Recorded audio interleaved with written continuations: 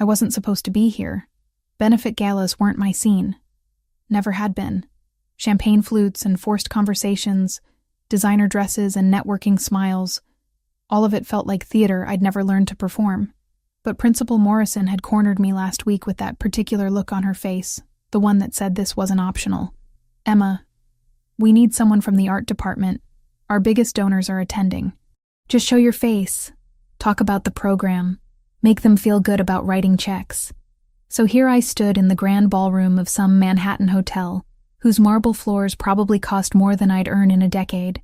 My black dress was 6 years old, bought for a college interview I'd bombed spectacularly. The flats on my feet were sensible because heels felt like voluntary torture. Around me, women glittered in jewelry that could pay off student loans. Men wore watches worth small cars. And I tried not to look as uncomfortable as I felt. My fingers found the necklace at my throat. They always did when I was nervous. Simple silver chain, small anchor pendant worn smooth from 15 years of anxious touching.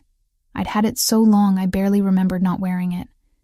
Sometimes I caught myself reaching for it in the shower, forgetting I'd taken it off. "Ms. Reeves?"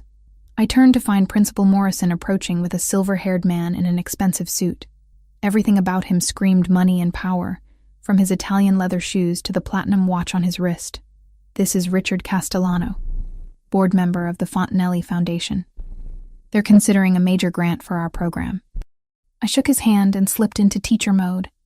The version of myself that could talk passionately about art therapy and creative expression, even while my mind counted the minutes until I could leave. He asked questions about our curriculum, our student demographics, our success stories. I answered honestly because I believed in what we did, even if I hated doing it surrounded by this much wealth. "You're quite dedicated," he said after several minutes. "The foundation appreciates educators who genuinely care. I just want kids to have outlets I didn't have at their age."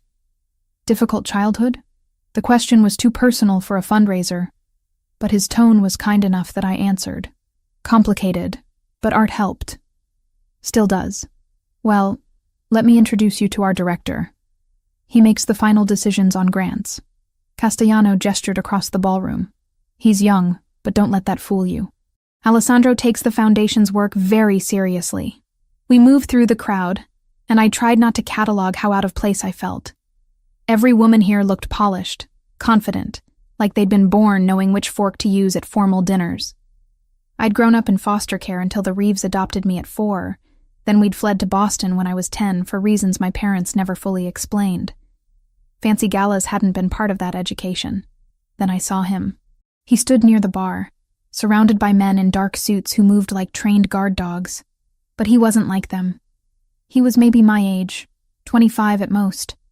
Black hair styled perfectly, sharp jawline, shoulders that filled out his tuxedo in a way that suggested serious time in a gym or something more violent. Ice blue eyes stared at his phone, scrolling with one hand while the other held a glass of whiskey. Something about him made my chest tighten. Not attraction, though he was objectively attractive. Something deeper, more unsettling, like my subconscious recognized something my conscious mind couldn't place. Castellano was still talking. "Alessandro oversees our educational initiatives personally. He believes strongly in giving back to communities that need it most." Alessandro.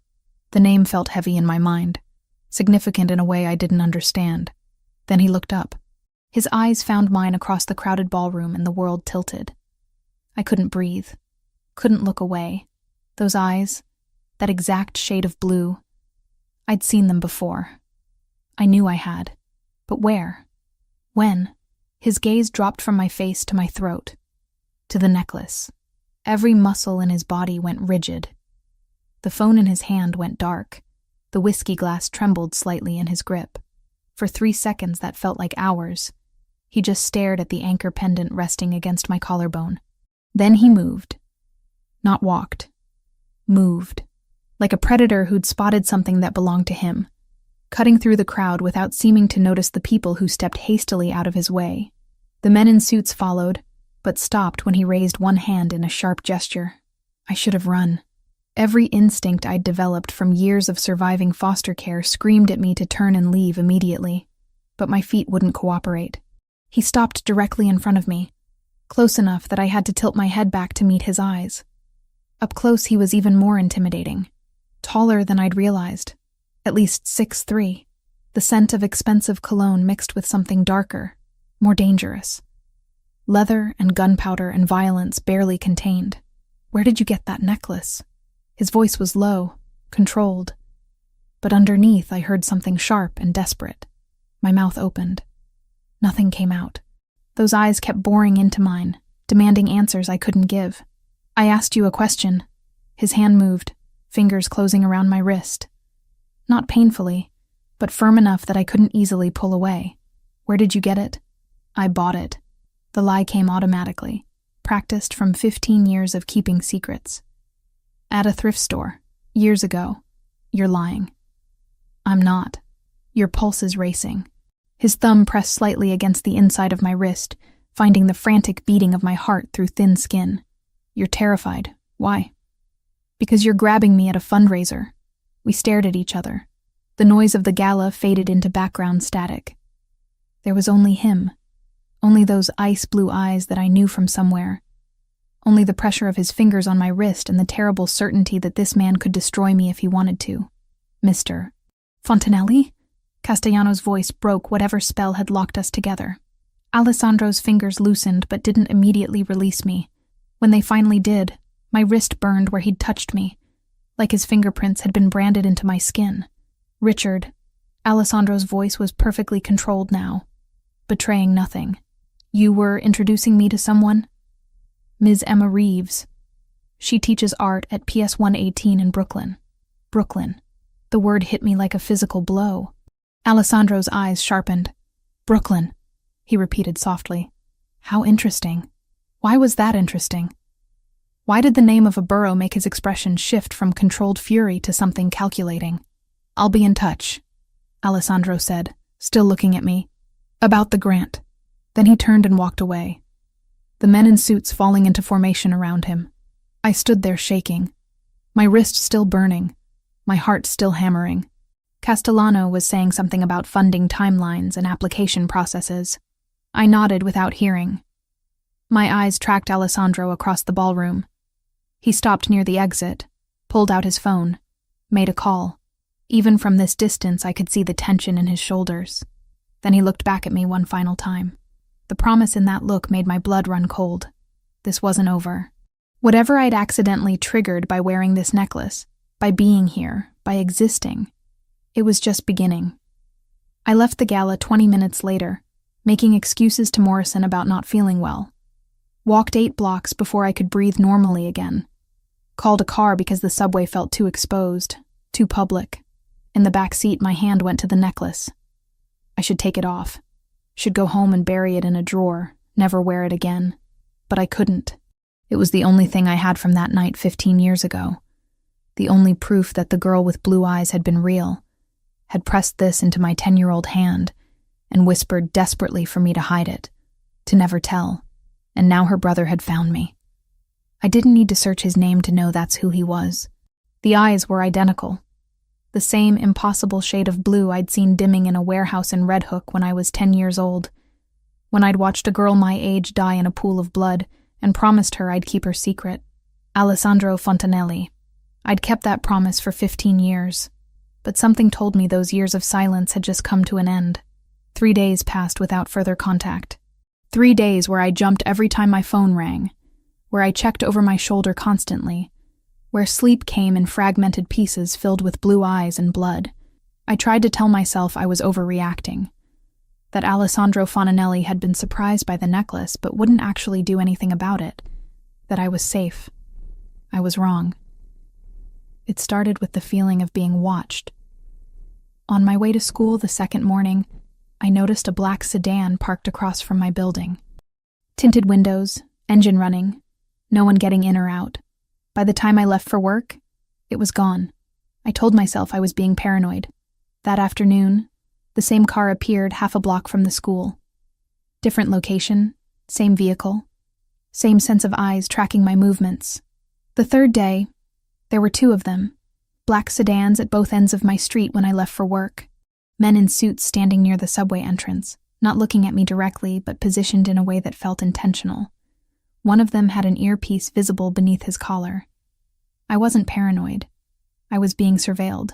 By the third night, I'd stopped sleeping properly. Every sound in my building made me freeze. Every footstep in the hallway outside my door sent adrenaline spiking through my system. I'd lived in this studio apartment for 6 months. Ever since coming back to New York after my parents died in Boston. It had felt safe before. Now it felt like a trap. I got home from school around 6, arms full of student artwork that needed grading. Unlocked my door, stepped inside, reached for the light switch. Someone was already sitting in my apartment. The scream died in my throat when I saw who it was. Alessandro Fontanelli sat in my desk chair, perfectly still in the darkness, hands folded in his lap. He wore a dark suit that probably cost more than 3 months of my rent. His ice blue eyes tracked my movement as I stood frozen in the doorway. "Close the door," he said quietly. My hand found the doorknob behind me. Every instinct screamed to run, to get out, to go anywhere but here. But where would I run? He'd found my apartment, had somehow gotten inside, had been waiting for me. Running wouldn't help. I closed the door. The click of the lock felt final. How did you get in? That's not the question you should be asking. Then what is? You should be asking how long I've known where you live, how much I know about you, and why you're still breathing when you've been lying to me. He stood in one fluid movement, towering over me even from across the small space. Emma Catherine Reeves, 25 years old. Born in Brooklyn, adopted by Michael and Jennifer Reeves at age 4. Lived in Brooklyn Heights until August 15th, 2010. Then your family relocated to Boston. Quickly. No job transfer, no family emergency. Just packed up and left within 2 weeks. My blood turned cold. You investigated me. Of course I investigated you. You're wearing my dead sister's necklace and lying about where you got it. He took a step closer. But here's what I can't figure out. Why did your family run to Boston on August 15th, 2010? That's 2 weeks after my sister was murdered in a warehouse in Red Hook. That's 2 weeks after a 10-year-old girl was executed and the only witnesses were the killers. I don't know what you're talking about. More lies. Another step. Your heart is racing again. You're terrified. Because you do know. You know exactly what I'm talking about. He pulled his phone from his pocket, unlocked it, held it up so I could see the screen. A photograph filled the display. 2 children, maybe 9 years old, laughing at something off camera. A boy and girl with identical black hair and blue eyes. The girl wore the necklace I was wearing now. This was my sister, Bianca. We were twins. This was taken a month before someone shot her 3 times in an abandoned warehouse and left her to die. His voice was steady, but underneath I heard something breaking. She was wearing this necklace when she died. It was a gift from me. I made it myself, saved for months to buy the pendant, had it attached to sterling silver. There's no other one like it in the world. I couldn't look away from the photograph.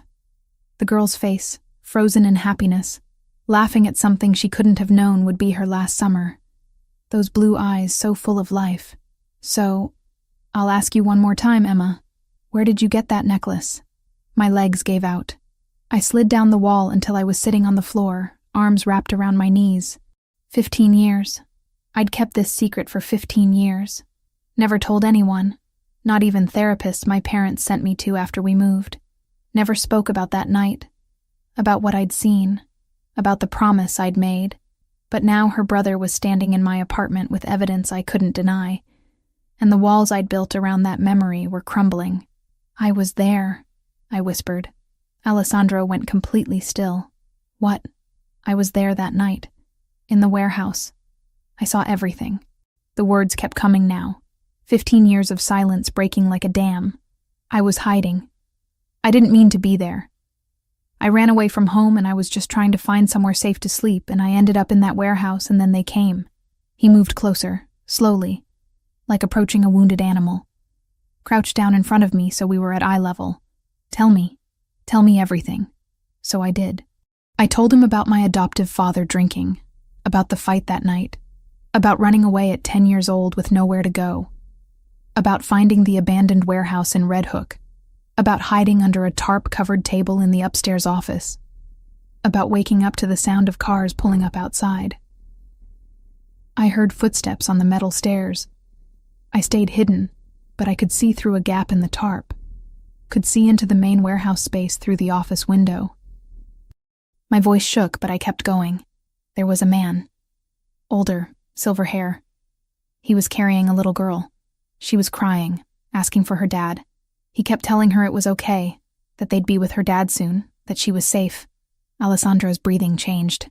Franco Sassolini, my father's advisor. I don't know his name, but he seemed kind.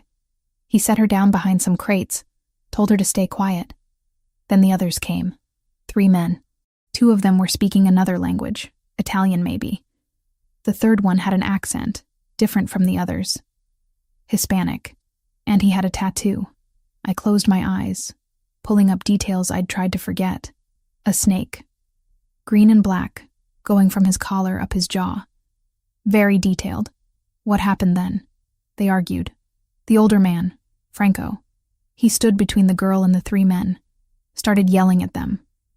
It got louder, more aggressive. Then I heard phones ringing. One of the men answered, spoke quickly in Italian. He said a name, Luminari. I remember because it sounded pretty, like something from a fairy tale.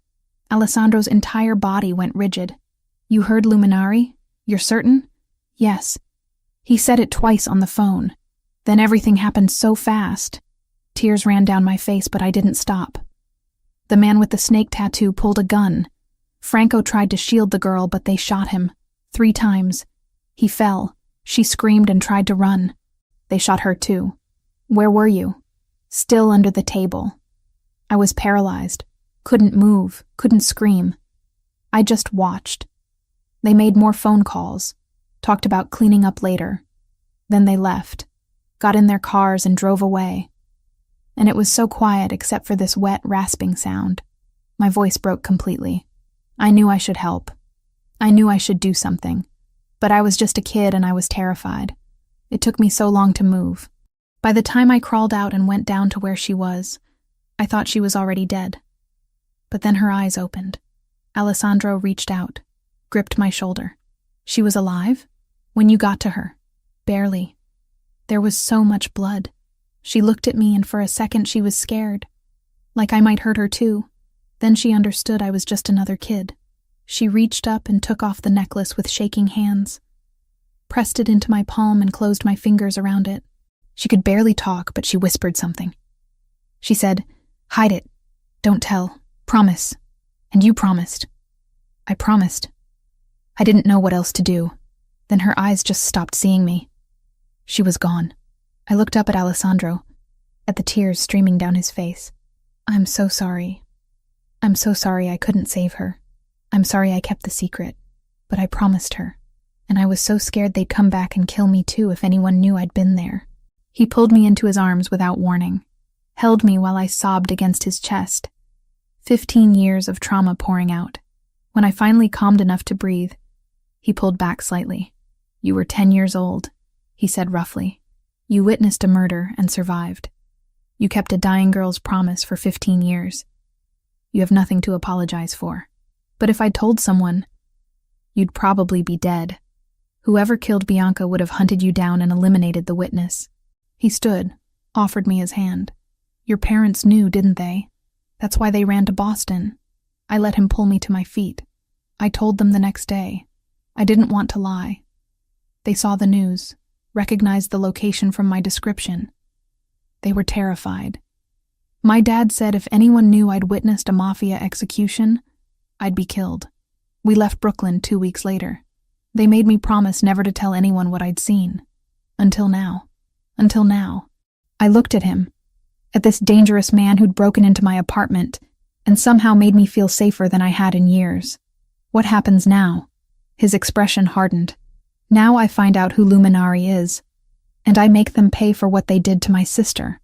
Alessandro didn't leave my apartment that night. Instead, he made a phone call in Italian, speaking rapidly to someone named Luca, while I sat on my bed trying to process that I'd just confessed to witnessing a murder 15 years ago. When he finished, he turned back to me with an expression I couldn't read. I need you to tell me everything again. Every detail you can remember, no matter how small. So I did. We sat on opposite ends of my bed, and I walked him through that night in excruciating detail. The sound of cars arriving, the way Franco had carried Bianca so carefully, the exact words he'd spoken about her father being somewhere safe, the argument between Franco and the three men. Wait, Alessandro interrupted. You said Franco mentioned my father, that they'd be with him soon. What were his exact words? I closed my eyes, reaching back. He said your dad is waiting. We'll be there soon. You're safe now. Something like that. He kept reassuring her. Alessandro pulled out his phone, typed something quickly. My father was alive that night. He wasn't killed until 3 weeks later. The official story was that the Russians killed him in retaliation for the conflict they supposedly started by murdering Bianca. But if Franco was taking Bianca to meet our father somewhere safe, then your father knew something was wrong. He was trying to protect her, which means he knew there was an internal threat. Someone close enough to the family that he couldn't trust normal channels. Alessandro's jaw tightened. Tell me more about the three men, the two who spoke Italian first. I tried to visualize them. One was taller, muscular build, dark hair. He was the one who made the phone call, who said luminari. The other was shorter, stockier. They both wore dark clothes. Nothing distinctive I can remember. And the third? The one with the tattoo? That one was easier. Tall, but not as tall as you. Maybe 6 feet, shaved head, very muscular. The tattoo was incredibly detailed. A snake with its mouth open, fangs showing. It started at his collar and went all the way up the left side of his neck to his jaw. Green and black ink. He wore a leather jacket even though it was summer, and when he spoke he had a strong accent. Spanish, I think, but I was 10. I couldn't tell you exactly what kind. Alessandro was typing on his phone again. The snake tattoo, that's distinctive. If he's cartel, someone will know him. And if he's cartel. His expression darkened. The family was told the Solntsevskaya Bratva killed Bianca. Russian Mafia. We've been at war with them for 15 years because of it. But if the actual killer was Mexican cartel, then someone lied about who did it. Someone orchestrated the whole thing, used Bianca's death to start a war that benefited them. He stood, paced my tiny apartment. Roberto Luminari. You heard that name on the phone. Roberto Luminari has been my underboss for the past 4 years. Before that, he served as regent of the family, managing everything after my father died until I was old enough to take control. The implications were staggering. You think he killed your sister? I think he hired someone to kill my sister, killed Franco, and then killed my father to cover it up. Then he spent 15 years positioning himself as my most trusted advisor, while I hunted the wrong enemy. Alessandro's voice was ice. And now you're the only person who can prove it. Fear spiked through me. What does that mean? It means you're in danger. If Roberto finds out you exist, that you witnessed the murder, he'll eliminate you. He's kept this secret buried for 15 years. He won't let one witness destroy everything he's built. But no one knows I was there. I've never told anyone except my parents, and they're dead. I found you in 3 days, Emma. If I could track you down using basic information, Roberto can too. Especially now that he knows I'm interested in you. Alessandro stopped pacing, looked at me directly. Those men following you? That was me. But now Roberto knows I'm investigating something. He'll want to know why. And when he digs into your background, he'll find the same things I did. 10-year-old girl, family fled Brooklyn 2 weeks after the murder. Same time frame, same neighborhood. My hands started shaking. So what do I do? You come with me. Now. Tonight. I'll put you somewhere safe while I investigate Roberto, while I find proof of what he did. I can't just leave. I have a job, responsibilities. You'll be dead within 48 hours if you stay here. The bluntness made me flinch. He wasn't trying to scare me. He was stating a fact, something he understood from years living in a world I'd only glimpsed from the shadows. I'll handle your job. He continued. Family emergency, need immediate leave, perfectly understandable. Your principal won't question it. But Emma, I'm not giving you a choice here. You're coming with me whether you agree or not, because you're the key to everything. The only living witness to my sister's murder. The only person who can identify the killers and confirm Roberto's involvement. I should have argued. Should have fought for my independence, my right to make my own decisions.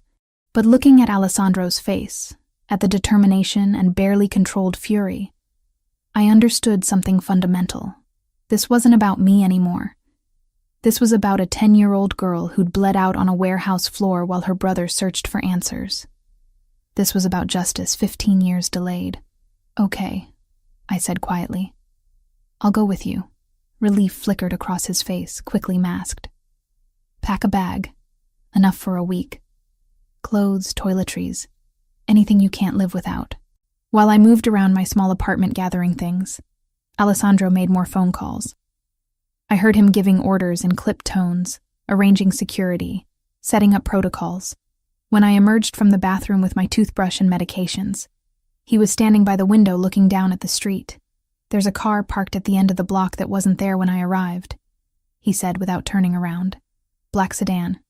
Engine running. Could be nothing. Could be Roberto's people already moving. My blood ran cold. Already? He's not stupid. He's survived this long by being paranoid and proactive. Alessandro finally turned to face me. Ready? I looked around my apartment.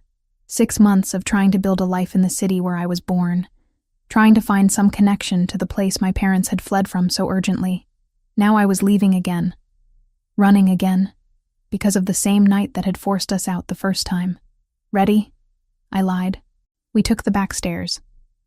Alessandro moved with practiced ease through my building, clearly having scouted it before breaking in earlier.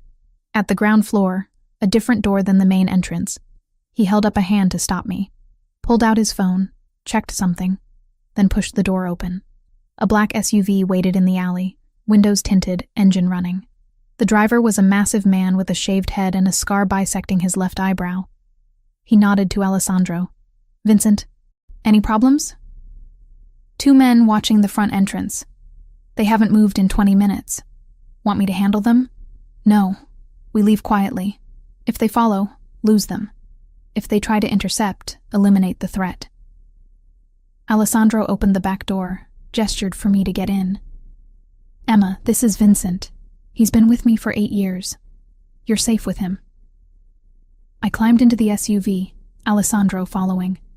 The interior smelled like leather and gun oil. As Vincent pulled out of the alley, I caught a glimpse of 2 men in suits standing near the front of my building, exactly where Alessandro had said. One of them spoke into a radio as we passed. They've made us, Vincent said calmly. Lose them. What followed was the most terrifying 10 minutes of my life.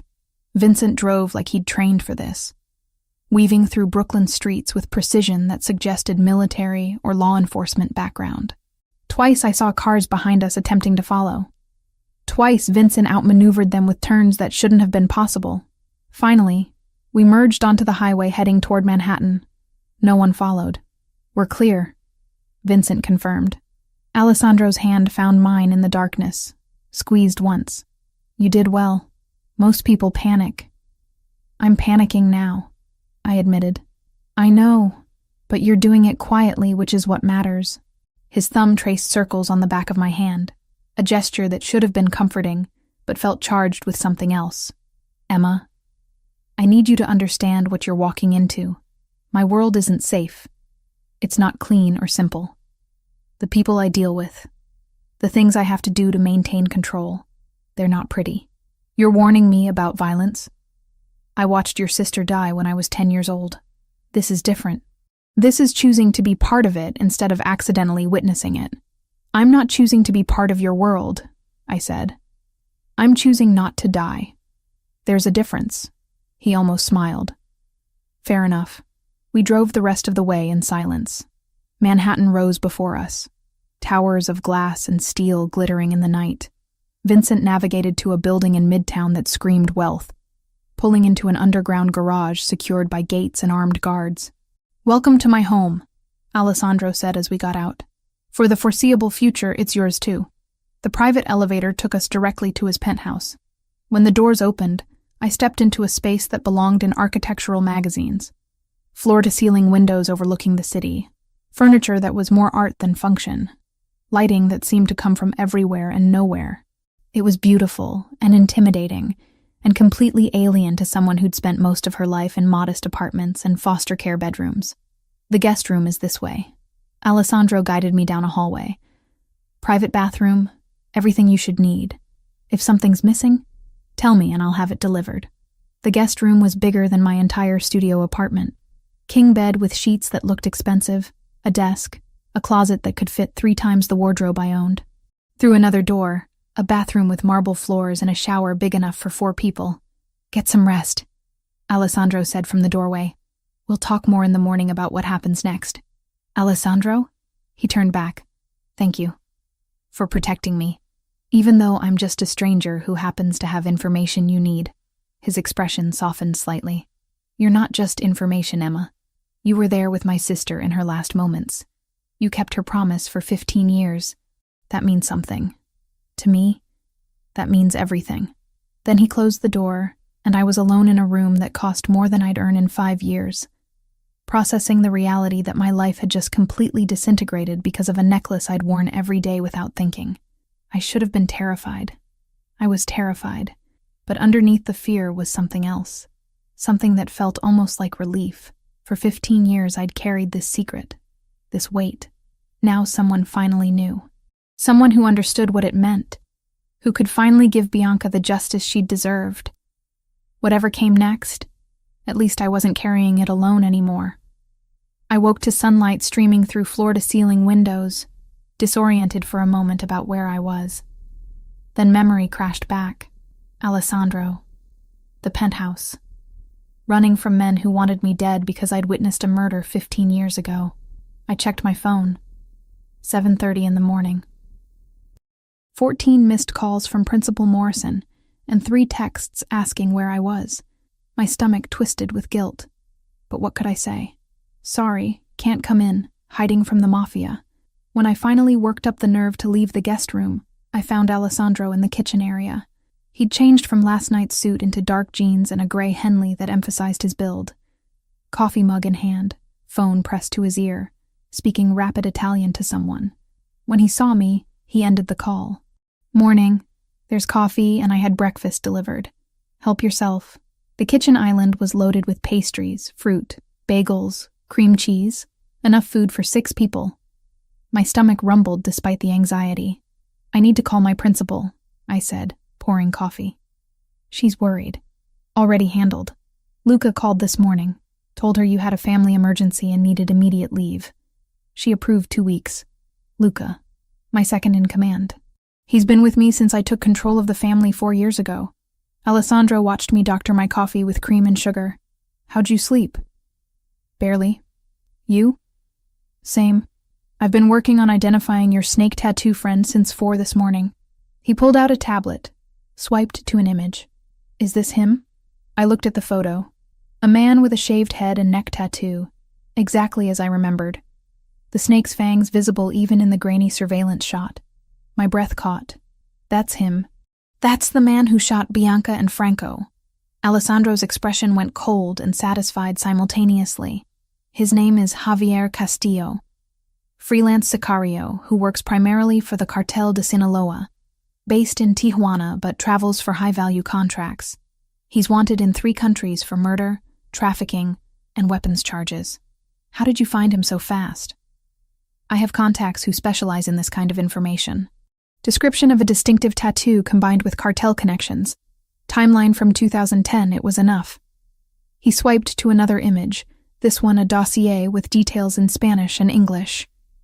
According to my sources, Castillo did several jobs in New York between 2009 and 2011, then nothing in this region for over a decade.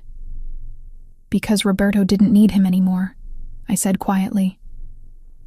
Once Bianca and your father were dead, the job was done. Exactly. Alessandro set the tablet down. But this gives us proof. A cartel sicario killed my sister, not Russian mafia. Which means someone hired him and lied about who was responsible. Which means Roberto orchestrated everything. I forced myself to eat a bagel, needing something in my stomach. What was Franco doing that night? Why was he taking Bianca somewhere? That's what I've been trying to piece together. Franco Sassolini was my father's most trusted advisor. They'd known each other for 30 years. If my father sent Bianca away with Franco, it was because he'd identified a serious internal threat. Alessandro pulled up another document on the tablet. I had Luca pull council records from July and August 2010. There was a meeting scheduled for August 3rd, 2 days after Bianca died. The agenda item was listed as disciplinary review for unauthorized external contracts. Someone was doing business they weren't supposed to. My father was planning to bring formal charges against someone in the family, someone high-ranking enough that it required council approval for punishment. He met my eyes. Roberto was underboss even then, my father's second in command. If my father discovered Roberto had been conducting unauthorized business with cartels, dealing behind his back, skimming profits, your father would have stripped him of power and probably had him killed, at minimum. More likely, he would have been executed as an example. Alessandro's voice was matter of fact, like we were discussing firing an employee instead of murder. So Roberto moved first. Had Castillo kill Franco and Bianca to prevent them from reaching safety, then killed my father 3 weeks later before the investigation could advance. The pieces fit together with horrible clarity. Your father must have known something was wrong.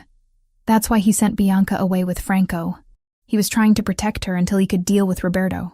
But someone tipped Roberto off. Someone told him Franco was moving Bianca that night. Alessandro's jaw tightened, which means Roberto had spies even back then.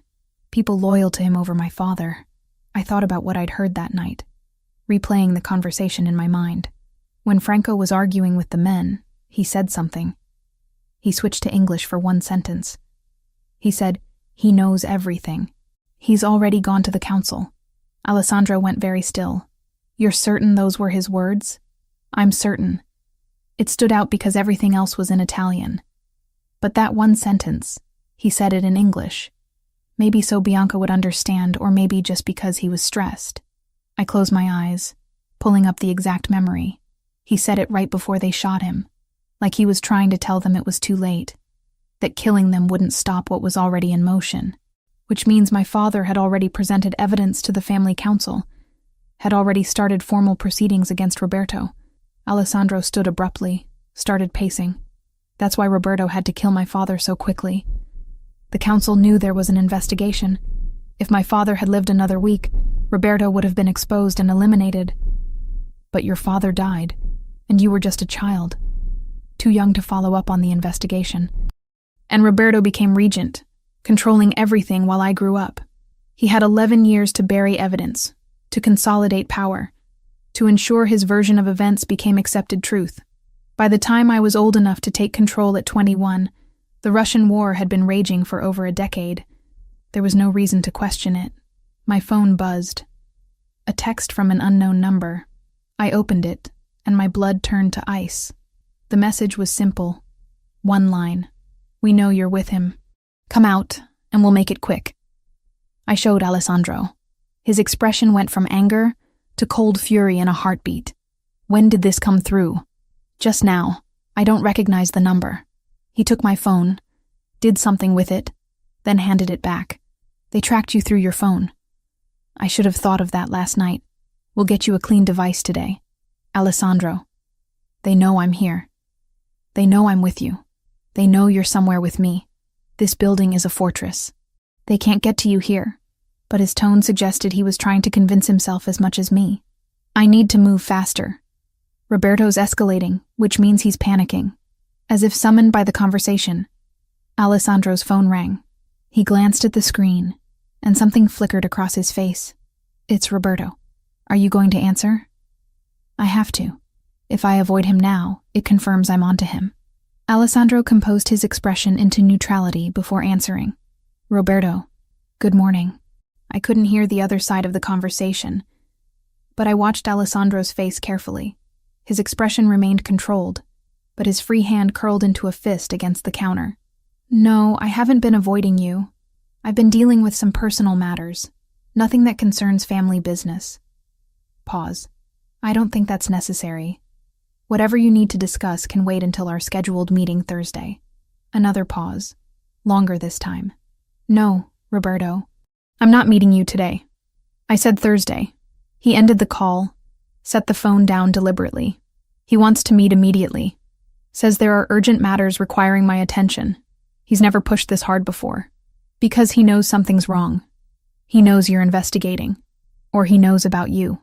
Alessandro's eyes met mine. Emma, I need to ask you something, and I need complete honesty. When you were in that warehouse, did anyone see you? Even for a second? Any chance one of those men knew there was a witness? I thought back, replaying every moment. I don't think so. I was completely hidden under the tarp. They never came upstairs to the office area. After they left, it was several minutes before I moved. By then they were gone. But there's a chance, a small one, that they saw movement, heard something, noticed something was off. I suppose there's always a chance. But I was terrified. I barely breathed. 15 years, Emma. Roberto's kept this secret for 15 years. If he even suspects there was a witness, someone who could destroy everything he's built, he'll eliminate that threat without hesitation. Alessandro moved closer, his presence overwhelming in the bright kitchen. Which means you can't leave this penthouse. Not for any reason. Not until I've dealt with Roberto and neutralized the threat. How long will that take? Days. Maybe a week. I need to gather enough evidence to prove to the family council that Roberto betrayed us. I need documentation, witnesses, something beyond just your testimony. He reached out, tucked a strand of hair behind my ear. The gesture was gentle but possessive. I know this feels like a cage, but it's a cage that keeps you breathing. And if Roberto comes here, if he forces a meeting, then he'll have to go through 12 armed men and me. And I promise you, Emma, he won't get to you. I failed to protect Bianca. I won't fail to protect you. The intensity in his voice made something in my chest tighten.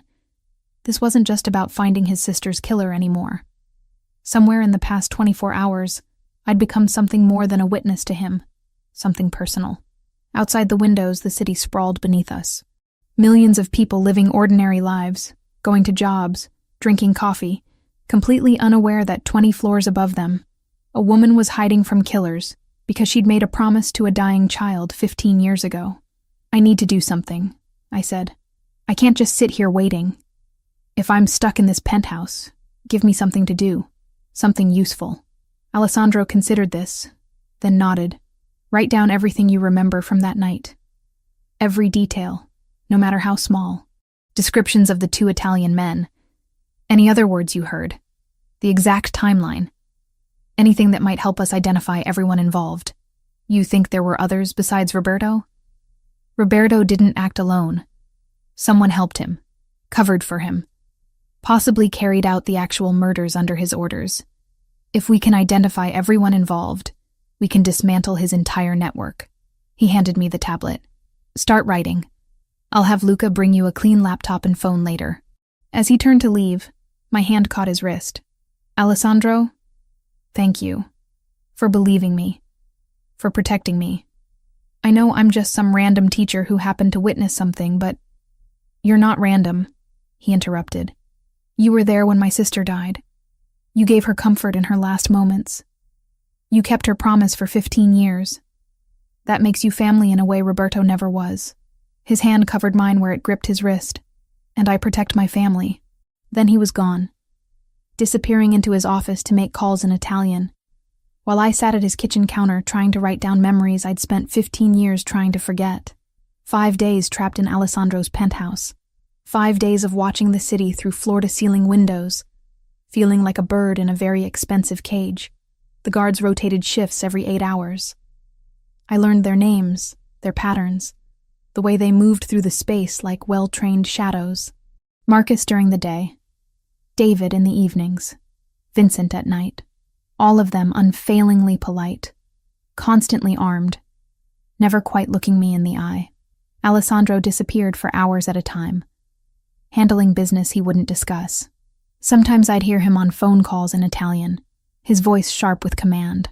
Other times he'd work in his office with the door closed, and I'd see the glow of his computer screen through the frosted glass. He'd check on me periodically, ask if I needed anything, then vanish again into whatever violent world he inhabited. I spent my time writing down everything I remembered from that night, filling pages with details I'd tried to forget. The sound of Bianca's breathing as she died, the exact shade of Franco's silver hair, the pattern of blood on the concrete floor, every word I could remember from the phone conversations. Alessandro collected these notes like they were sacred texts, studying them for hours, cross-referencing with information I wasn't privy to. By the 6th night, I was going quietly insane. The penthouse was beautiful, but it was still a prison. I couldn't leave, couldn't see friends, couldn't even open a window because Alessandro was paranoid about sniper positions. The walls were closing in. I couldn't sleep again. Too much nervous energy, too much thinking about Roberto hunting me, too much replaying that warehouse scene on an endless loop. Around 2 a.m, I gave up and went to the living room in pajama pants and an oversized t-shirt Alessandro had given me when my clothes ran out. The city glittered beyond the windows like scattered diamonds. How many people out there were sleeping peacefully, unaware that a war was brewing in the shadows? How many of them had witnessed murders and kept the secret for 15 years? Can't sleep? I spun around. Alessandro stood in the doorway to his office, tie loosened, sleeves rolled up to his elbows. He looked exhausted, dark circles under his eyes, jaw shadowed with stubble. He'd been pushing himself as hard as he was pushing his investigation. I didn't mean to disturb you. You didn't. He moved to the bar, poured whiskey into 2 glasses, brought one to me. You look like you need this more than I do. I took it, even though alcohol at 2 a.m. felt like a terrible idea. The burn was familiar now after 5 nights of this routine. Funny how quickly bad habits formed in captivity. How long does this go on? I asked. How long before Roberto makes his move or you make yours? Soon. We're close to having everything we need. He sat on the couch, gestured for me to join him. I did, keeping distance between us, hyper-aware of how thin my borrowed pajamas were. Luca found records of wire transfers from Roberto's accounts to shell companies in Mexico. The timing matches up with when Castillo was in New York. It's not conclusive proof, but it's circumstantial evidence. Is that enough? Not yet. I need something concrete. A witness, documentation, recorded confession. Something the family council can't dismiss as coincidence. He took a long drink. The problem is Roberto's been covering his tracks for 15 years. He's good at this. What happens if you can't prove it? Do I just hide here forever? No. If I can't prove it through evidence, I'll handle it another way. His expression went cold, but that's messier. It raises questions, creates instability. I'd prefer to do this cleanly. I knew what he meant by handle it another way. Murder. Plain and simple. And the casual way he discussed it reminded me that no matter how gentle he'd been with me, Alessandro Fontanelli was still a mafia boss. Violence was his language. Tell me about her, I said instead. About Bianca. What was she like before that night? He was quiet for so long I thought he wouldn't answer. Then, she was everything I wasn't. Soft where I was hard. Kind where I was cold. We were twins, but we couldn't have been more different. His fingers traced the rim of his glass. She cried when she saw hurt animals, would bring home strays even though my father forbade it. She'd sneak them into her room, hide them until our mother inevitably found out. Your father was strict? He ran a criminal organization. Strict doesn't begin to cover it, but with Bianca he was different, softer. She was the only person who could make him laugh genuinely. Alessandro set his glass down, stood, crossed to a bookshelf, pulled down a silver-framed photograph, brought it back to me. The image showed 2 children around 9 years old, a boy and girl with identical black hair and blue eyes, arms around each other, laughing at something off camera. The girl wore the necklace I'd had on at the gala. Joy radiated from both their faces. That was taken at our birthday party, a month before she died. She'd just beaten me at chess for the first time. Wouldn't stop gloating about it for weeks. His voice roughened. I was supposed to protect her. We had this thing, this twin connection everyone talks about. I could always tell when she was upset or scared. But that night, I didn't feel anything. Didn't know she was in danger until it was too late. You were 10 years old. You couldn't have known. I should have. I should have felt something was wrong. He took the photo back, stared at it. After she died, that connection just went silent. Like part of me died with her. I spent years trying to feel it again, trying to find some sense of her still existing somewhere. But there was nothing. Just absence. I moved closer without thinking. Driven by impulse I didn't fully understand. She made me promise to survive. Those were practically her last words. To hide the necklace, to never tell, and to survive. I think she knew she was dying and she wanted someone to live. Even if she couldn't. Alessandro's eyes met mine. You kept that promise. For 15 years you survived. You built a life, became a teacher, helped other kids. That's what she would have wanted. Is it enough, though? I survived, but I never got her justice. I never told anyone what really happened. You're telling now. That's what matters. His hand came up, cupped my face. The touch was gentle but electric. Emma, I need you to understand something. You're not just a witness to me. You're not just a piece of evidence in my investigation. Then what am I? You're the last person who saw my sister alive. The last person who heard her voice, who felt her touch. You're a connection to her I thought I'd lost forever. His thumb traced my cheekbone. And you're someone who's been carrying this trauma alone for 15 years, because you were brave enough to keep a dying girl's promise. The air between us felt charged. I should have moved back, maintained distance, remembered that this man was dangerous no matter how gently he touched me. But I didn't. Instead, I leaned into his palm, felt the warmth of his skin against mine. Alessandro. His phone rang, shattering the moment. He pulled back, answered it with clipped efficiency. I only caught fragments. Luca's name, something about council archives. Then Alessandro's expression changed completely, shifting from controlled warmth to predatory focus. You found it? You're certain? Pause. No, don't send it digitally.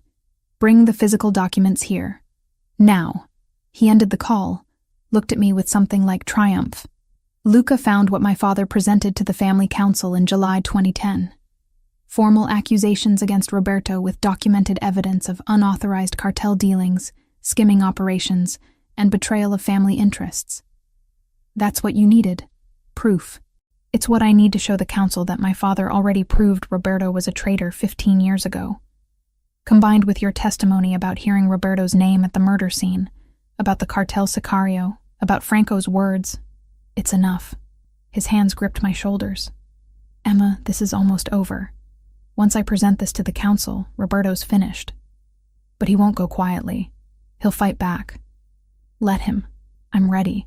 Alessandro's expression went cold in a way that reminded me exactly who and what he was. He killed my sister. He killed Franco. He killed my father.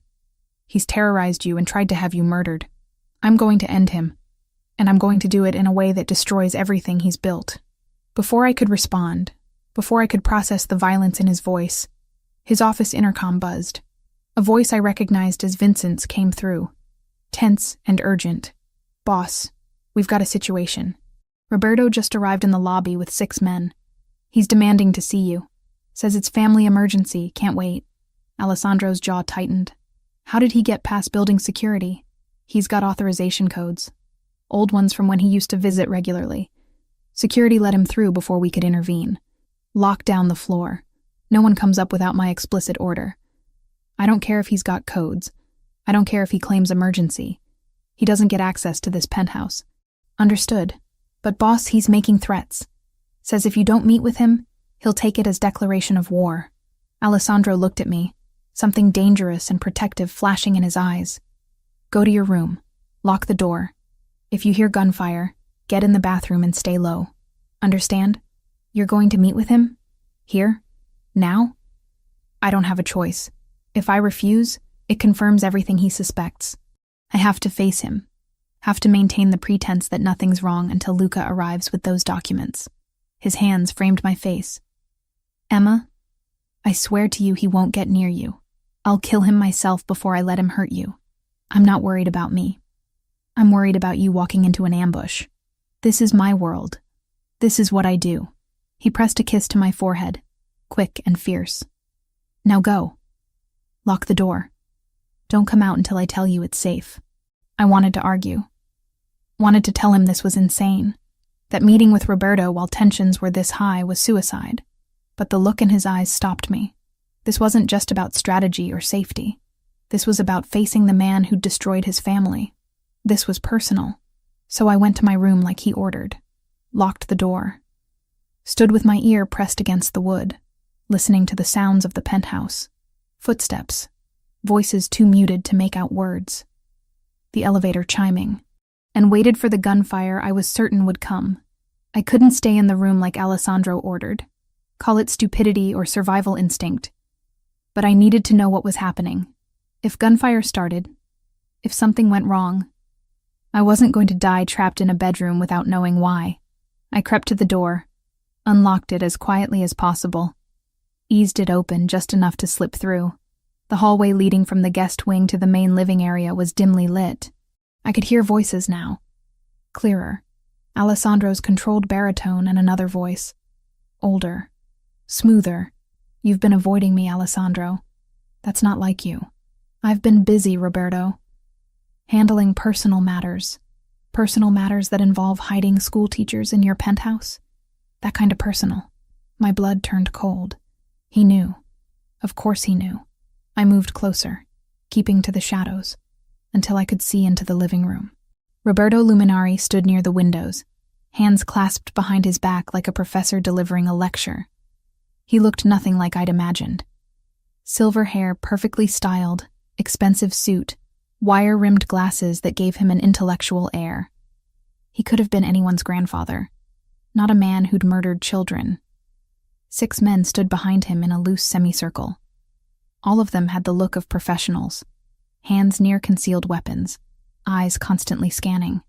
Alessandro's guards were positioned strategically around the room. At least 8 that I could see, probably more hidden. The tension was explosive. I don't know what you're talking about, Alessandro said evenly. Don't insult my intelligence. You disappeared a woman from her apartment 6 days ago. Emma Reeves, 25, substitute teacher. The same woman you showed unusual interest in at that fundraiser. Roberto turned from the window, smile never reaching his eyes. Want to tell me why you're so fascinated with a nobody school teacher? That's my business. Everything you do is family business. You're not just Alessandro Fontanelli anymore. You're the boss. Your actions affect all of us. Roberto moved closer, unthreatening, but deliberate. So I'll ask again. Why are you hiding her? What does she have that's worth risking political stability? Nothing that concerns you. But it does concern me, because I've done research on Ms. Reeves. Very interesting background. Born in Brooklyn, adopted young, lived in Brooklyn Heights until August 2010. Then her family fled to Boston within 2 weeks. No job transfer, no explanation, just ran. August 2010. That was the same month sweet little Bianca died. Same neighborhood, too. What a remarkable coincidence. Alessandro's expression didn't change, but his hand moved slightly toward his weapon. The guards all tensed simultaneously. Careful with accusations, Roberto. I'm not accusing anyone of anything. I'm simply observing interesting patterns. Roberto spread his hands in a gesture of reasonableness. A 10-year-old girl witnesses a traumatic event. Her family runs away to protect her. 15 years later, she shows up wearing a very distinctive necklace. And suddenly you're investigating things that were settled long ago. Makes a man wonder what she saw that night. You're reaching. Am I? Because from where I stand, it looks like you've found a witness. Someone who can contradict the accepted version of events from 15 years ago. Someone who might have information that could be dangerous to certain people. Roberto's mask of civility cracked slightly.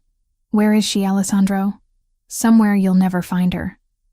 Is she listening right now? Hiding in one of your guest rooms? Roberto raised his voice. Emma, sweetheart, if you can hear me, you should know Alessandro can't protect you forever. Eventually, you'll have to leave this penthouse. And when you do, my people will be waiting. I pressed my back against the wall, fighting the urge to run. He was baiting me, trying to draw me out or scare me into making mistakes.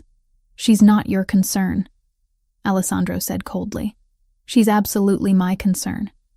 She's a threat to family stability, to our understanding of past events, to certain arrangements that have been in place for 15 years. Roberto's voice hardened. I know what she is, Alessandro.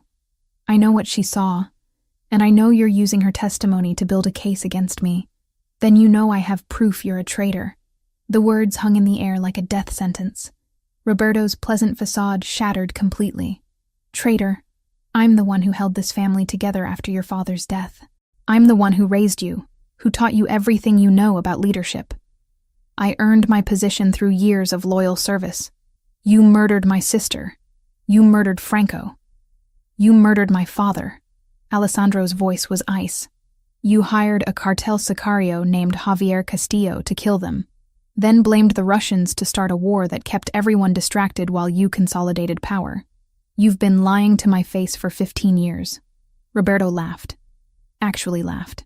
"You're basing this fantasy on the word of some teacher who claims she witnessed something 15 years ago when she was a traumatized child? Alessandro, I expected better. I have more than her testimony.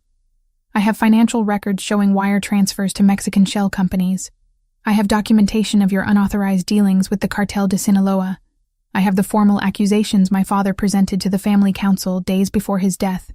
For the first time, uncertainty flickered in Roberto's eyes. "That's impossible. Luca found them in the council archives. Everything my father compiled proving you were a traitor. He was going to bring charges, strip you of rank, probably have you executed. So you moved first. Killed Bianca and Franco to prevent them from escaping. Killed my father to stop the investigation. Then spent 15 years rewriting history. Even if that were true, you can't prove it. Your witness is a traumatized woman with childhood memories. Hardly credible. And whatever documents you think you have can be explained as misunderstandings, accounting errors. The council will decide that. Not you." Alessandro pulled his phone from his pocket. "Luca, come up. Bring the documents." Roberto's expression went cold and calculating. His hand moved slightly, a signal to his men. They all shifted, hands going to weapons, preparing for violence. "I could kill you right now," Roberto said conversationally. "Tell the family you'd gone mad with paranoia, that you attacked me first, forced my hand. Half the council would believe it. You've been erratic lately, distracted. It would make sense. You'd never leave this building alive. My men outnumber yours 3-1 just on this floor. But I'd still be rid of you. That might be worth the cost." They stared at each other. Two predators weighing violence against survival. I realized with horrible clarity that I was about to witness a massacre. The air felt dense with inevitability. Then the elevator chimed. Luca stepped out, carrying a leather portfolio. He looked pale but determined. "Boss, I have everything." Roberto's eyes tracked to the portfolio with barely concealed hatred. "Let me see what Antonio supposedly compiled against me." Luca opened it, pulled out yellowed documents. Even from my hiding spot, I could see the handwritten notes, the signatures. Council records from July 28, 2010. Antonio Fontanelli presented formal charges against Roberto Luminari. Unauthorized business with foreign cartels, skimming family profits, conducting operations without council approval. 3 council members witnessed and signed. Antonio planned to bring it to vote on August 3rd, 2 days after Bianca died. Alessandro said softly, "Funny timing." Roberto's face was stone. "This proves nothing. It proves my father knew you were a traitor. It proves he was moving against you. It proves you had motive to kill him and anyone who might support his accusations." Alessandro took the documents from Luca. "Combined with Emma's testimony about hearing your name at the murder scene, about the cartel sicario, about Franco's words, it's enough. The council will vote to strip your rank and authorize execution. The council won't believe the word of some frightened teacher over 15 years of loyal service. They'll believe her when she describes Javier Castillo in perfect detail, when she tells them about the snake tattoo, about the Spanish accent, about you being named specifically by the killers. They'll believe her when they cross-reference her testimony with these documents and realize everything lines up perfectly." Roberto's pleasant mask vanished entirely, replaced by cold fury. "You self-righteous little bastard. You think you're better than me? I built this empire while you were playing with toys. I made the hard decisions your father was too weak to make. I gave you a throne to inherit. You murdered my 10-year-old sister. There's no justification for that. She was collateral damage. Franco was taking her away before I could explain myself to your father. I needed time to negotiate. to make him understand my methods. But Franco panicked, and the situation escalated. Roberto's voice turned bitter. Your father was obsolete, too soft, too bound by outdated traditions. The family needed strength. I provided it. The confession hung in the air. I covered my mouth to keep from gasping. Alessandro moved with sudden violence. His fist connected with Roberto's jaw, sending the older man staggering. Roberto's guards reached for weapons, but found themselves staring down 24 red laser sights from Alessandro's men, positioned throughout the penthouse. Lower your weapons, Alessandro commanded, or you all die where you stand. Slowly, reluctantly, Roberto's men complied. Alessandro hauled Roberto up by his collar, slammed him against the window hard enough I heard it crack. You killed my sister. You killed Franco, who was loyal to my father for 30 years. You killed my father and made me call you mentor for 15 years while you lied to my face about everything. Alessandro's voice was deadly quiet. You destroyed my family. And for what? Power? Money? Pride? Roberto spat blood. For survival. For the future of this organization. Your father would have run us into the ground with his sentimentality. He would have led with honor, something you know nothing about. Alessandro pulled his gun, pressed it against Roberto's temple. The older man's eyes widened with genuine fear for the first time. Wait. Alessandro. Wait. We can negotiate this. I have information, resources, connections that could benefit you. I don't negotiate with child killers. That witness of yours. She's still vulnerable. My people know about her. Even if you kill me, they'll finish the job. She'll never be safe.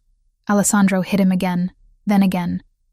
Roberto crumpled to the floor, face bleeding, glasses shattered.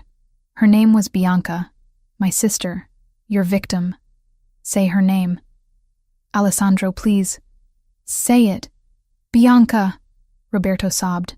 Her name was Bianca, and I had her killed because she was in the wrong place.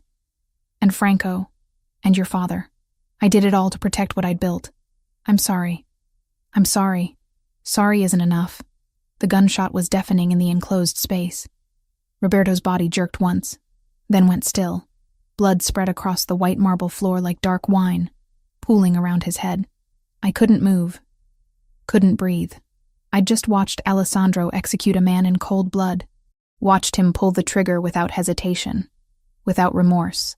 The man who'd been gentle with me, who'd kissed my forehead an hour ago, had just become a killer right before my eyes. Alessandro stood over the body for a long moment. Then he turned, looked directly at my hiding spot in the shadows. Our eyes met across the distance. Emma. I ran. Back to the guest room, slamming the door, locking it even though I knew it wouldn't keep him out if he wanted in. Collapsed on the bed, hands over my ears like I could unhear that gunshot. Unsee the blood spreading across expensive marble. Footsteps approached. A soft knock. Emma. Let me in. Go away. Please. You killed him. You just shot him in the head in your living room. He deserved it. That's not justice. That's execution. In my world, they're the same thing. His voice was steady through the door, no hint of regret. He murdered 3 people. He destroyed my family. He tried to have you killed. What did you expect? That I'd hand him over to the police? I pressed my palms against my eyes, trying to block out the image of Roberto's body on the floor. I knew what you were. I knew you were dangerous. But seeing it, watching you pull that trigger, it's different. It makes it real. Silence. Then quietly, I know, and I'm sorry you had to see it, but Roberto needed to die, and he needed to know exactly why before the end. I couldn't argue with that, but I also couldn't reconcile the man who'd held me gently hours ago with the one who'd just committed murder, without flinching. I didn't see Alessandro for 3 days after Roberto's death. He was handling what he called cleanup, which I tried not to think about too carefully. The body was gone when I finally emerged from the guest room the next morning. The marble floor spotless, no evidence that a man had died there, like it had never happened. But I knew better. The image was burned into my memory alongside Bianca bleeding out 15 years ago. Some things you couldn't unsee. The guards were different now. More of them, rotating more frequently, all on high alert. Vincent explained when I asked that Roberto's death had created instability. His loyalists were still out there, some of them high-ranking. The family council was meeting to review evidence, to decide if Alessandro had been justified. Until they voted, we were in a holding pattern. On the fourth morning, Alessandro finally appeared. He looked exhausted, older than his 25 years. Shadows under his eyes, jaw tight with stress, shoulders carrying weight I couldn't begin to imagine. "Can we talk?" he asked from the kitchen doorway. I'd been making coffee, trying to maintain some semblance of routine while trapped in his penthouse. "I suppose we have to eventually." He poured himself a cup, leaned against the counter. "I know seeing Roberto die was traumatic. I know it confirmed every fear you have about what I am, what I'm capable of. But I need you to understand something. He wasn't going to stop. If I'd let him walk out of here, he would have escalated, would have come after you, after anyone who could expose him. I understand the logic. I'm not stupid." I cradled my mug, staring into dark liquid. "But understanding why you did it doesn't make it easier to accept. One moment you're gentle with me, making me feel safe. The next you're executing someone. How do I reconcile those two versions of you? You don't. They're both real. Both part of who I am." He moved closer, not quite touching, but close enough I could feel his warmth. "Emma, I'm not asking you to forgive what I did or accept my world as normal. I'm asking you to understand that violence is sometimes the only language power understands. Roberto murdered 3 people and would have murdered more. Justice in my world isn't courtrooms and lawyers. It's direct and immediate. And now? Now that he's dead, what happens? Now the family council reviews everything. My father's documents, your testimony, financial records linking Roberto to Castillo, his confession before he died. Alessandro set his mug down. They'll vote on whether his execution was justified. If they rule in my favor, his assets are forfeit, and his loyalists fall into line.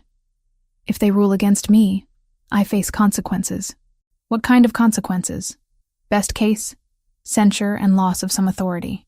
Worst case, forced resignation and exile." His expression was unreadable. "Possibly death if they decide I've become unstable." My chest tightened. Would they really kill you? The family doesn't tolerate leaders who make unauthorized executions. Even if Roberto was guilty, I moved without council approval. That's a violation of protocol. He finally looked at me directly. But I'd do it again. He deserved to die for what he did to Bianca. And what about me? Once the council votes, am I free to go? Something flickered in his eyes. You want to leave? I want to stop being a prisoner. I want to go back to my life, my apartment, my job. I want to pretend the last week and a half never happened. The words came out harder than intended. You saved my life. I'm grateful, but I can't live in this world. I can't be the person who watches executions and acts like it's normal. I never asked you to. You didn't have to. Just by being here, by knowing what I know, I'm complicit. I'm part of it now, whether I want to be or not. Alessandro was quiet for a long moment. Then quietly, "You're right. You didn't choose this. Bianca made you promise to survive, and you kept that promise. But keeping it brought you into my world, made you a target. That's not fair to you. So what happens next? The council meets tomorrow. They'll hear everything, review evidence, make their determination. Regardless of outcome, Roberto's network is dismantled. Without him giving orders, his people have no direction. You'll be safe to resume your life." He paused. "If that's what you want, what else would I want? You could stay." The words hung between us, weighted with meaning I wasn't ready to unpack. Not as a prisoner, as someone who chooses to be here. With me. I stared at him, trying to understand what he was offering. "Alessandro, I'm a substitute teacher from Brooklyn. You're a Mafia boss who just executed your underboss. What kind of life could we possibly have together? An honest one. One where you know exactly who and what I am, and choose me anyway." He moved closer, cupped my face in his hands. "Emma, I know this is insane. I know I have no right to ask after everything you've witnessed. But these past days with you, they've been the first time since Bianca died that I've felt something other than anger and emptiness. You barely know me. I know you kept a promise to a dying child for 15 years. I know you're brave enough to face trauma head-on instead of running from it. I know being near you makes me feel human in a way I'd forgotten was possible. His thumb traced my cheekbone. I know I'm falling in love with you, and that terrifies me more than any war or council vote ever could. The confession made my breath catch. Part of me wanted to lean into those words, to believe we could somehow make this work. But reality was harsh and unforgiving. I can't, I whispered. I can't be with someone who solves problems with violence, who kills people without hesitation. That's not who I am. Pain flickered in his eyes, but he nodded. I understand. After the council votes, I'll have Vincent take you home. You'll have security stationed discreetly nearby for a few weeks, just to ensure no residual threats. After that, you're free to live however you want. And you? I'll go back to being Alessandro Fontanelli, boss of a criminal empire, living a life you want no part of. He let his hands drop. But I'll never forget that you were there with my sister when she died, that you gave her comfort in her last moments. That matters, Emma. Even if nothing else between us does. He turned to leave, but I caught his wrist. Alessandro, wait. I need you to know something. These feelings, whatever this is between us, it's not one-sided. When you touch me, when you look at me like I matter, I feel something I haven't felt since my parents died. Like I'm not alone anymore. Then why are you pushing me away? Because I'm terrified. Terrified of your world, of the violence, of losing myself in something I can't control. I watched my parents live in fear for 15 years because of one night. I can't do that to myself. Can't choose a life where danger is constant, and death is always one decision away. Alessandro pulled me into his arms, held me tight against his chest. I could hear his heart beating, strong and steady despite everything. I wish I could promise you safety. I wish I could be someone other than what I am. But I can't lie to you.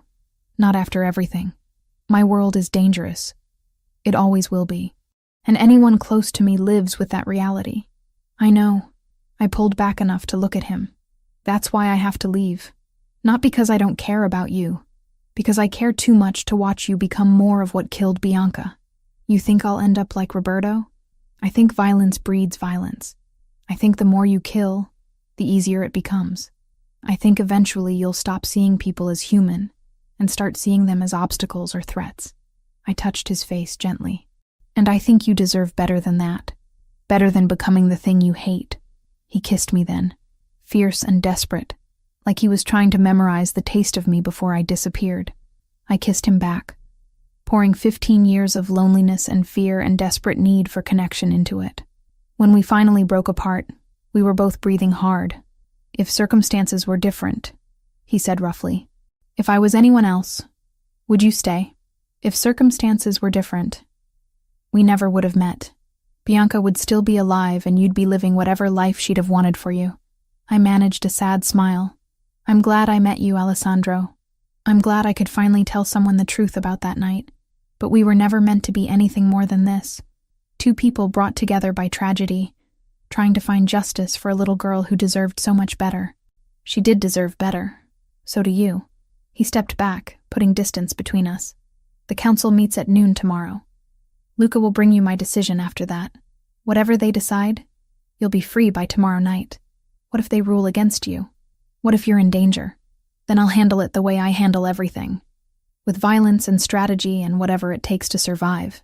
His expression hardened back into the cold mask I recognized from our first meeting. But you don't need to worry about that. By tomorrow night, you'll be back in your apartment. Back to your life. This will all be a strange 2 weeks you'll eventually convince yourself was some kind of fever dream. Will you be okay? After I leave? I've been alone since Bianca died. Another decade or two won't make much difference.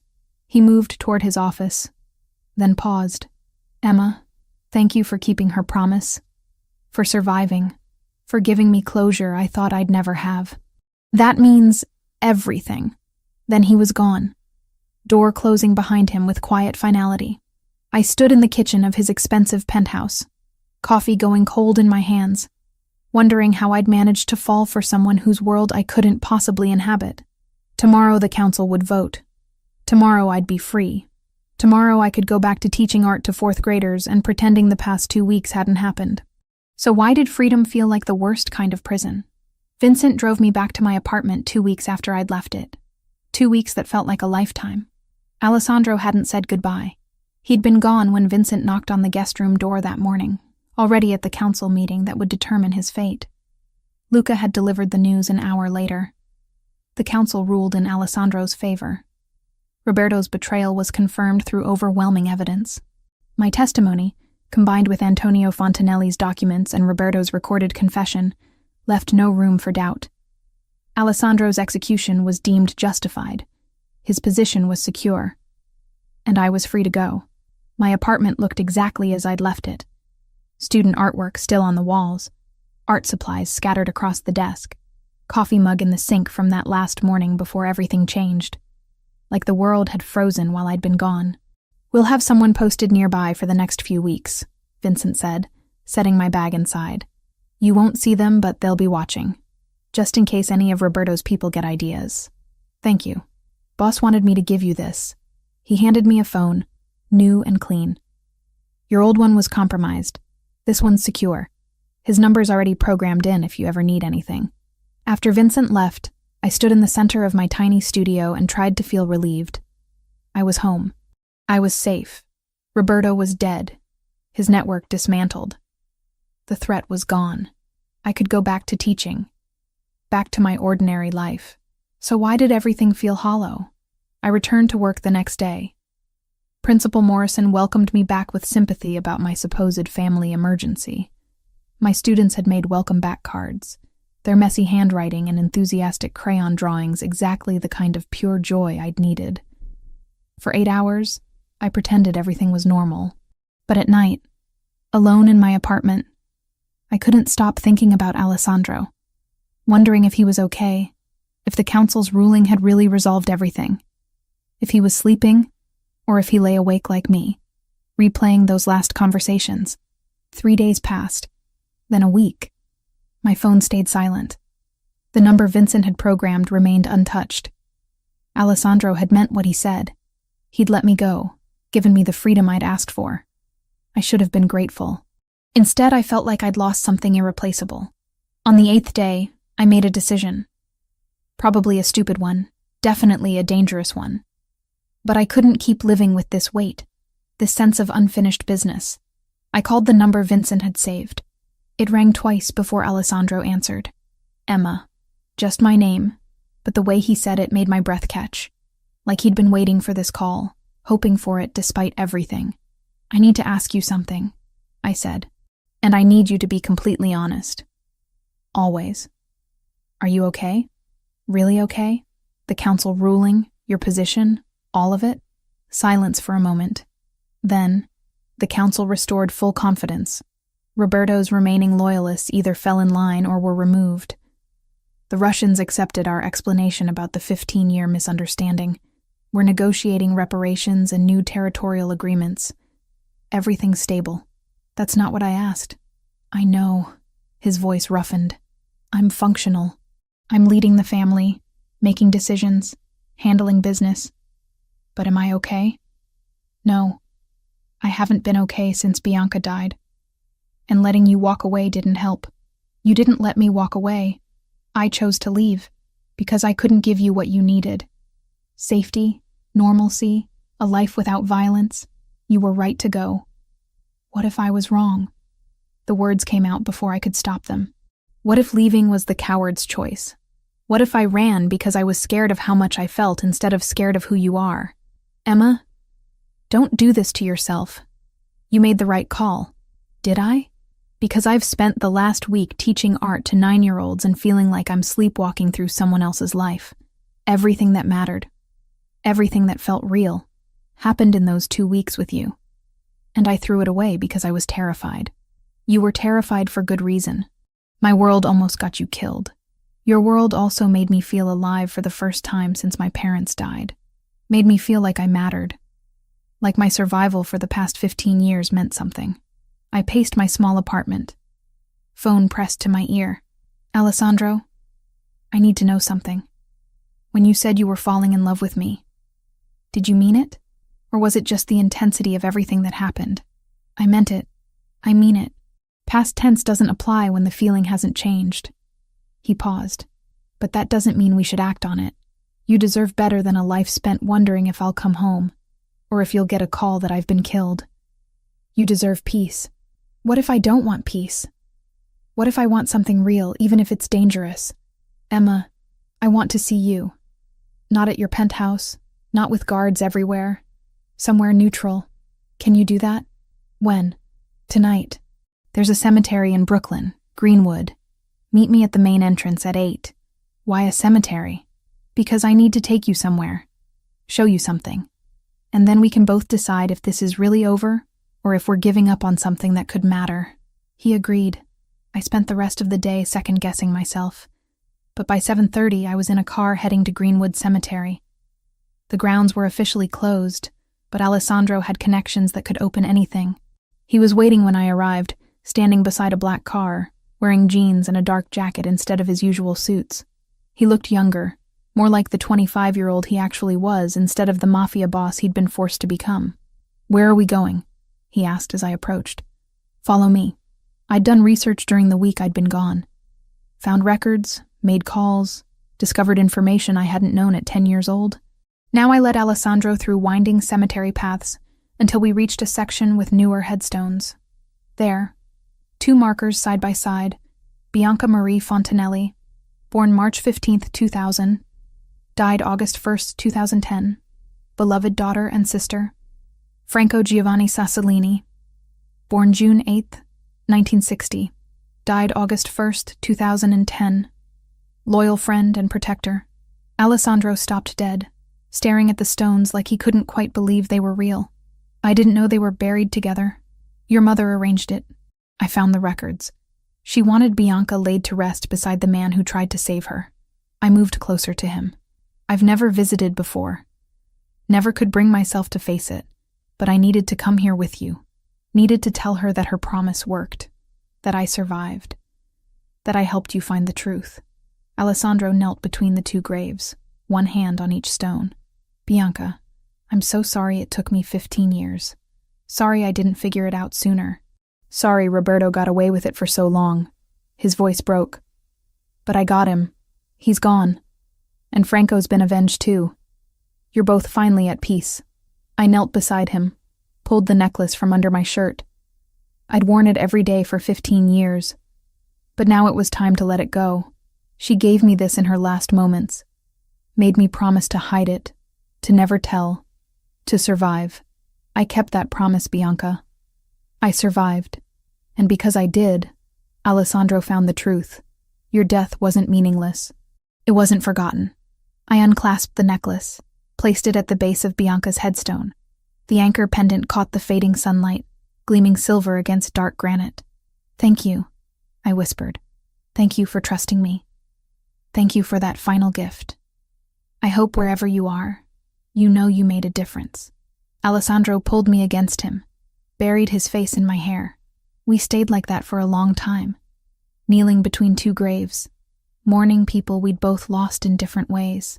Finally, he pulled back enough to look at me. "Why did you bring me here?"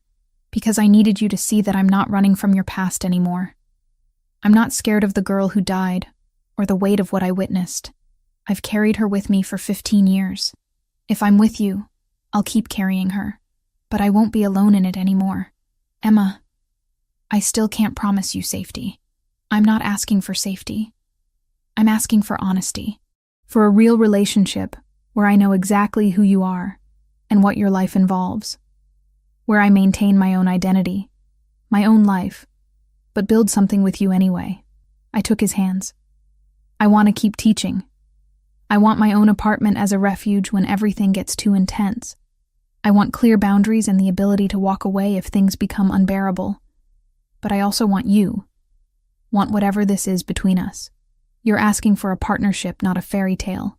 Fairy tales are for people who don't understand that real life is complicated and messy and sometimes terrifying. I understand exactly what being with you means. And I'm choosing it anyway." I met his ice blue eyes. "Are you choosing me back?"